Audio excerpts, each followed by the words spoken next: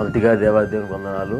అలాగే ఒక వాగ్దానం వింటున్న మీ అందరికీ నజరేయుడైన యేసుక్రీస్తు శ్రేష్టమైన నామంలో నాకు హృదయపూర్వక వందనాలు తెలియజేస్తున్నాను. దేవుని యొక్క వాగ్దానం, నీవు నీ దేవుడైన యెహోవా వైపు తిరిగి ఆయన మాట విని ఎడల ఆయన కనికరం గల దేవుడు కనుక నీ చెయ్యి విడువడు. మరొకటి చదువుకున్నానండి. నీవు నీ దేవుడైన యెహోవా వైపు తిరిగి ఆయన మాట విని ఎడల ఆయన కనికరం గల దేవుడు కనుక ఆయన నీ చెయ్యి విడువడు. ద్వితీయోపదేశ కాండము 4వ అధ్యాయము 30వ వచనం నుంచి 31వ వచనములు. ఇక్కడ దేవుని యొక్క వాక్య వాగ్దానము నీతో నాతో మాట్లాడుచున్నది.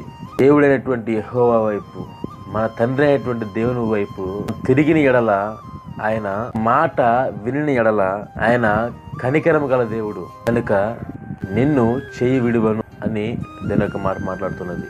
ఒకవేళ ఈ రోజున మన యొక్క నడతల రూపంలో కావచ్చు, మన యొక్క విధానాలు కావచ్చు, మన యొక్క వైఖరి కావచ్చు, మన యొక్క ఆత్మీయత కావచ్చు, మనకి దేవునికి మధ్య ఉన్నటువంటి ఆ యొక్క సహవాసము, ఆ యొక్క సంబంధము, ఆ యొక్క రిలేషన్షిప్, ఆ యొక్క బంధము తగ్గుతుందేమో.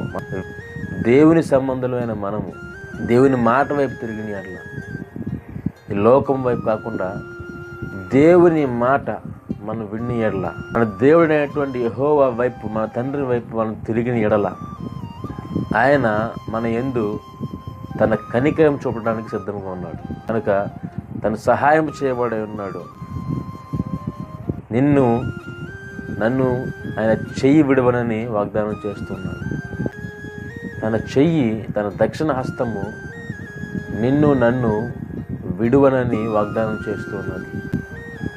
నీవు నా వైపు తిరిగిన ఎడల, నా మాట విని ఎడల నేను కనికరం గలవాడిని కనుక నేను నీ చెయ్యి విడువను అని దేవుడు స్పష్టంగా నీతో నాతో మాట్లాడుతున్నాడు.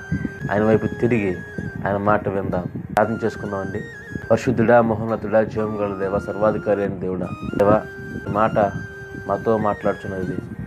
దేవా, మేము నీ వైపు తిరిగిన ఎడల, మేము నీ మాట విని ఎడల నీవు కనికరం గల దేవుడు అని, నీవు మా చేయి విడువని ఆయన యొక్క లేఖనము సెలవిస్తున్నది. అయ్యా ప్రభు యొక్క మాట ప్రకారం నాయన మీరు గొప్ప కార్యం చేయమని అదే యేసుక్రీస్తు శ్రేష్టమైన నామములో ప్రార్థించుచున్నాను తండ్రి.